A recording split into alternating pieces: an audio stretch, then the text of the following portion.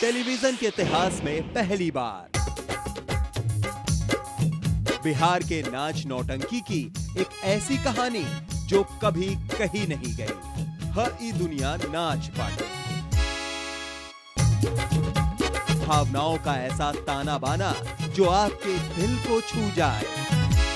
नचनिया ससुरन को कैसे पता चला कि हमारी बेटी नचनिया सबसे डरती है?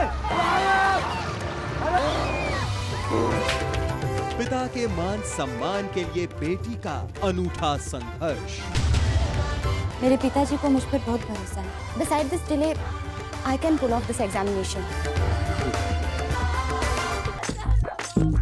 रोचक कथानकों का एक सिलसिला, जोरदार मनोरंजन से भरपूर। गोदिया में लेके हम बिहार की माटी की सुगंध को चहु और फैलाना ही है जिसका मकसद। ह ई दुनिया नाच पार्टी।